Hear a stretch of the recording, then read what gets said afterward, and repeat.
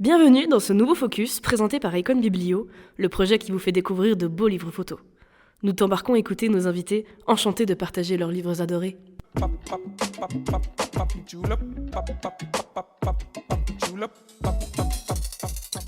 Bonjour, Gilles Saussier, je suis photographe et enseignant à l'École nationale supérieure de la photographie à Arles et je vous parle ici depuis en fait ma bibliothèque de travail. Il y a près de 1500 volumes qui m'entourent, parmi lesquels je dors d'ailleurs, parce que c'est aussi à la fois ma chambre de travail et ma chambre à coucher, c'est peut-être ma caméra obscura finalement.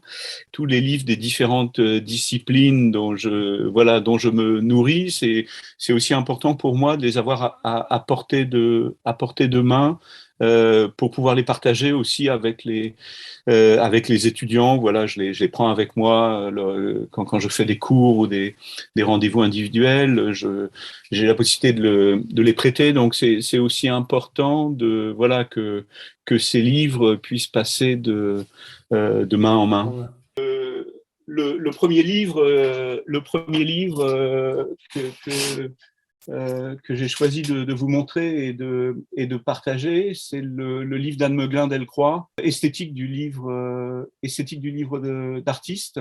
C'est un livre qui a été publié pour la première fois, je crois, en 1997 chez Jean-Michel Place. Et en fait, je connaissais pas du tout, voilà, cette histoire de l'émergence du médium du livre d'artiste comme nouveau médium artistique au tournant des années 1960 et 1970. Et en fait, cette, cette découverte a été assez importante pour moi pour penser aussi justement la question des rapports entre le livre d'artiste et le livre de photographie. Très élégant dans sa maquette, avec son alternance d'ailleurs de reproduction tantôt en noir et blanc et tantôt en couleur. Et on peut dire voilà, que ce livre a été un livre pionnier, bien plus intéressant en termes de contenu intellectuel et de contenu artistique que ne l'ont été après toutes ces anthologies de livres, notamment History of Photobooks de Martine Parr, dont Ouais. la partie d'ailleurs sur le livre de photographie est assez indigente, je trouve. Et voilà, je trouvais beaucoup plus de nourriture intellectuelle et artistique dans la fréquentation de ce livre d'Anne Meglin. Un aspect, c'était d'avoir montré comment finalement le livre d'artiste avait été bien sûr une manière de s'échapper du wild cube à la fin des années 60, mais aussi de renouer avec, de rematérialiser d'une certaine manière la pratique artistique, de faire du livre un réceptacle du réel à travers toutes sortes de pratiques, de réhabiliter finalement la dimension de l'expérience et du rapport au monde dans la pratique artistique à travers le livre d'artiste. Ça, c'est quelque chose qui m'a beaucoup intéressé dans ce livre. L'autre chose qui m'a beaucoup intéressé, c'est bien sûr aussi la question du vide, la question du blanc, c'est-à-dire comment finalement on peut s'exprimer autant à partir du blanc de la plage, à partir du vide que l'on laisse dans l'espace du livre, tout autant que finalement ne pas mettre une image ou ne pas prendre une photographie.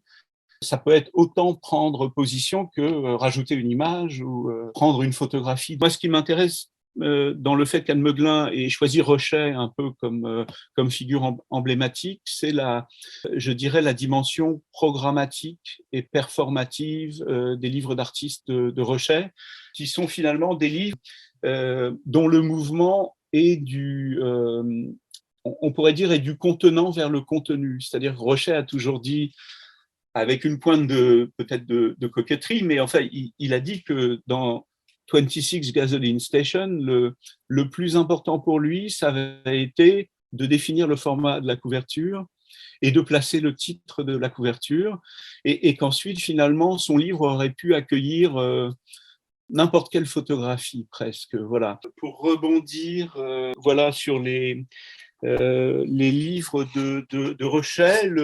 En fait, le deuxième livre que j'ai choisi, c'est un livre de Paul McCarthy, qui a été publié en 2003, je crois, et qui porte ce titre étrange, Hammer, Oranges and Apple. Et ce livre, bah voilà, un peu comme je dirais, ce livre commence finalement dès la couverture, puisque finalement ce qu'on retrouve à l'intérieur du livre, c'est ce que l'on voyait déjà sur la couverture, c'est-à-dire on voit près d'une centaine de portraits de bobines de films et de leurs emboîtages. Voilà, et finalement, le contenu textuel et contextuel est très, très laconique. On comprend simplement, en fait, que ce sont des archives de McCarthy. Ce sont des films qu'il a tournés, nous dit-il, entre 1970 et 1975, et qu'il a conservés dans 3 cartons entre 1973 et 1980. Ça m'intéresse d'emblée parce qu'on se rend compte déjà que le temps du stockage excède le temps du filmage. Et ce qui m'intéresse, c'est ce renversement que finalement, il ne nous montre pas les images de ces films, il nous montre les faces en fait. C'est un petit peu comme si je faisais un livre de photographie où je montrais, qui serait composé de portraits des pellicules que j'ai prises sur, je sais pas, un terrain photographique, mais que je n'ai jamais, développé. Elles sont bien sûr très très mutiques, mais en même temps, elles portent toutes sortes de marques, on retrouve des fragments de post-it, on retrouve des étiquettes, des écritures manuscrites, des gommettes, etc. Donc, il y a une dimension d'énigme, mais on peut quand même essayer de déchiffrer quelque chose sur la surface de ces films. Ça nous renvoie aussi à la question de l'enregistrement, c'est-à-dire que finalement, la photographie ou le cinéma, et effectivement, avant même je dirais avant de devenir image, c'est d'abord effectivement un support sur lequel on peut stocker des informations, on peut les archiver, on peut les conserver sans leur trouver une destination immédiate.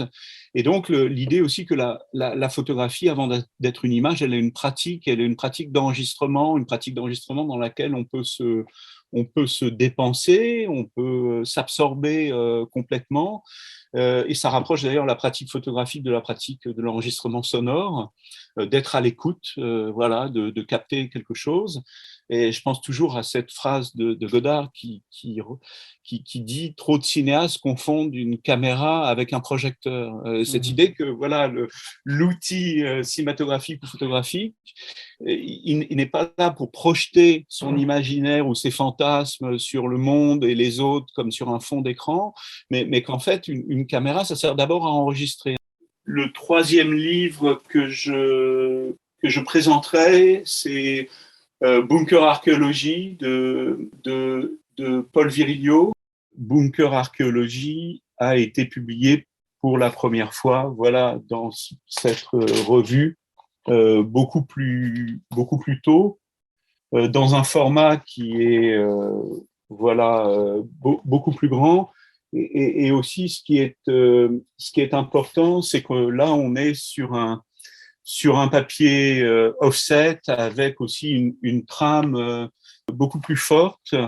Et je dirais la dimension voilà, la dimension énigmatique, mutique de ces architectures est renforcée, je trouve, par le mode d'impression et la matérialité de cette édition. Et il y a une notion que je trouve très, très intéressante. Il y a à la fois le texte Bunker Archéologie dans cette édition, qui est un très court texte, en fait, sur 2 colonnes. Et en fait, tout à la fin, Virilio publie un second texte qui s'appelle Architecture cryptique. Voilà. Et cette notion d'architecture cryptique est est très intéressante parce qu'en fait, il nous explique que les architectures cryptiques sont des architectures qui ont plutôt été pensées pour se cacher, pour survivre, pour se dissimuler, et qui n'ont pas du tout été pensées pour faire image de l'extérieur. Et Virilio écrit ceci: cette architecture résulte des variantes d'une même énergie, l'énergie cryptique, elle-même associée indissolublement à la survie de toutes les espèces vivantes et l'énergie de ce qui se cache. Donc, on retrouve cette question du contenant ou de la coquille presque, considérée comme dynamisme de base par les sociétés primitives, tentant depuis le néolithique vers le perfectionnement de tout ce qui contient. Donc cette idée que depuis le néolithique, finalement, les civilisations humaines n'ont cessé de perfectionner tout ce qui contient. Et un livre, est aussi une forme qui contient. Et Virilio ajoute: l'architecture cryptique va progressivement se séparer des mouvements de la vie sociale à partir du monde classique grec, qui, en substituant la chose évidente à la chose contenante, a dissocié pour un temps l'action de l'invention. J'aime beaucoup cette formule de la chose évidente par rapport à la chose contenante, et je dirais que dans l'édition, cette énergie cryptique aussi, d'une certaine manière, m'intéresse et m'interroge, et effectivement, je suis peut-être sensible à des livres qui privilégient à la chose qui privilégie à la chose évidente la chose contenante. Voilà, tous ces questionnements autour du contenant vers le contenu et du contenu vers le contenant, quelque chose qui m'intéresse profondément dans les rapports entre la tradition du livre de photographie et la tradition du livre d'artiste. Et d'une certaine manière, moi, je me situe un peu à mi-chemin. Je suis un photographe qui fait des livres de photographie, mais avec une imprégnation qui est plutôt du côté de l'histoire du livre d'artiste, peut-être davantage que de l'histoire du livre de photographie. Je commence à designer le livre en cours en cours d'élaboration, ce qui relance finalement souvent mon intérêt à écrire ou mon intérêt à photographier. L'activité aussi de concevoir un livre, c'est une manière de sculpter progressivement effectivement ce matériau, et qui suppose de le sculpter à la fois du dedans et du dehors. Il y a un peu une sorte de va-et-vient, en tout cas dans mon rapport au livre, entre cette manière de le regarder depuis le dehors, presque comme si je ne le comprenais pas, et puis de le réinvestir ensuite du dedans, comme si je le creusais de l'intérieur. Voilà. C'est arrivé de le dire pour taquiner un peu Anne Meuglin. Je considère qu'American Photograph de Walker Evans est un livre d'artiste d'une certaine façon, et c'est ce modèle-là qui a inspiré Ed Rochet. Les livres d'Ed Rochet sont directement inspirés d'American Photograph, et donc bien sûr, ces deux traditions, je dirais, se dialoguent et s'hybrident, mais je dirais que leur mouvement, leur approche de l'espace sont divergentes. D'une certaine manière, ces deux manières de penser l'espace éditorial. Je dirais que, par contre, il est profondément un objet autant qu'un... je dirais que on le pratique autant par le regard sans l'ouvrir. Moi, j'aime beaucoup dormir parmi mes livres parce que brusquement, ah oui, il y a des livres dont je me souviens pas du tout, je me réveille et puis mon attention se fixe sur tel rayonnage et j'aperçois tel livre que je n'ai pas ouvert depuis longtemps, ou que je n'ai jamais lu. D'ailleurs, dans ma bibliothèque, bien sûr, il y a des tas de livres que je n'ai jamais lus, que j'ai tout juste parcourus, et ces livres-là font tout autant partie de ma bibliothèque que c'est-à-dire c'est important pour moi, ce possible, d'avoir ces livres à portée de main et de savoir que Et souvent, j'ai des intuitions, je me dis, finalement, ah oui, c'est cette question que je me pose, c'est ce livre-là et c'est très important pour moi qu'il soit à portée de main, qu'il soit une sorte de révélateur. Dans le prochain livre, le récit de cette collaboration avec Jean-Yves Petitot, je pense que en tout cas, je suis arrivé à un point de tension dans le rapport, dans le rapport texte-image, voilà, euh, qui me semble intéressant et qui, voilà, est-ce qu'on met le texte, est-ce que le texte est à côté, est-ce que le texte est avant, est-ce qu'il est après, est-ce qu'il est en dessous, est-ce qu'il est au-dessus, et quand on dit rapport texte-image, c'est aussi le blanc de la page, parce que c'est une triangulation entre justement ce blanc et cet espace vide de la page, le texte et l'image, et d'essayer en fait presque de faire en sorte que le regard soit posé à l'intérieur de ce triangle dont aucun pôle ne cherche véritablement à l'emporter, quoi, en fait. Bien cette zone c'est presque un no man's land, une zone d'indécision, et ça rejoint peut-être ce que je recherche cette fois-ci au niveau du rapport texte-image dans mes livres, c'est-à-dire que j'essaie toujours dans, chaque livre est une manière de réexplorer ce rapport texte-image, parce que le texte est toujours présent. Et finalement, j'essaye aussi ce qui m'intéresse, c'est que le lecteur ne sache pas très bien qu'est-ce qu'il y a le dessus. C'est-à-dire que le lecteur se trouve dans une zone d'indécision entre le texte et l'image, et finalement, on ne sait pas très bien qu'est-ce qui l'emporte. Et je crois que ça, et dans mon prochain livre, qui va être un livre autour de l'expérience d'une collaboration que j'ai eue dans les années 2000 avec le sociologue Jean-Yves Petitot, où on a fait ensemble beaucoup d'itinéraires qui étaient à la fois enregistrés sur un plan sonore, retranscrits textuellement et photographiés. Ben, justement, je cherche dans la mise en page de ce livre un point qui soit très précisément ce point d'équilibre entre le texte, l'image et la matière sonore, et où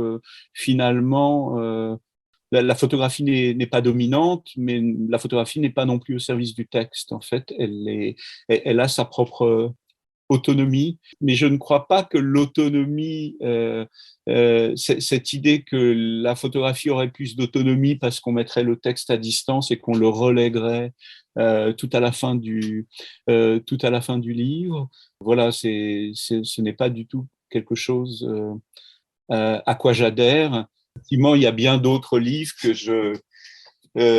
qui auraient été plus convenus, mais que j'aurais aimé vous montrer, de Nadja à Zebald, en passant peut-être par Julio Cortázar, ou toutes sortes ou Le Paysan de Paris, d'Aragon, enfin toutes sortes de livres dans lesquels il y a comme ça cette espèce de battement entre le texte et l'image qui pour moi est un axe de recherche fondamental, en fait.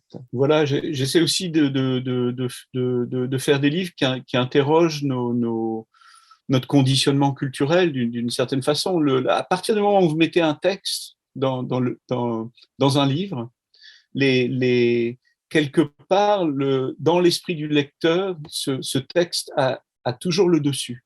Moi, je vois que dans mes livres, pourtant, qui sont dans lesquels il y a beaucoup de photographies, finalement, les retours que j'ai sont toujours des retours qui, d'abord, s'intéressent au texte, et parce que culturellement, nous sommes conditionnés à finalement avoir cette hiérarchisation, et je ne crois pas que contester je cherche à contester cette hiérarchie, mais pour moi, contester cette hiérarchie ne passe pas par le fait d'éliminer le texte. Ouais. Voilà, parce que je trouve que c'est une solution de facilité d'une certaine façon. En même temps, il y a des tas de livres de photographie dans lesquels il n'y a pas du tout de texte, et ça me va très bien. J'ai rien contre ça, mais en fait, moi, je cherche presque je cherche presque à utiliser le texte comme les écrivains qui utilisent des photographies dans leurs livres utilisent l'image. J'utilise le texte pas du tout justement pour lui donner la primauté. Et je l'utilise plus comme on utiliserait des images dans un rapport plus illustratif justement. Ouais. Voilà, c'est ça qui m'intéresse, mais ce n'est peut-être pas toujours vu justement parce que voilà le texte a toujours cette primauté qui est très très Culturel, très ouais, imprégné. Ouais. de déconstruire quoi en fait. Merci de cette invitation. Mais merci à vous, vraiment super, très Bonne journée. sympathique. Au revoir. Et toute bonne journée au sud. Bonne journée. Merci. Ce podcast touche déjà à sa fin. Vous pouvez retrouver les livres présentés ici sur notre page Instagram Icon Biblio, ainsi que notre format Focus, une capsule vidéo de cette interview. Merci pour votre écoute et à très bientôt.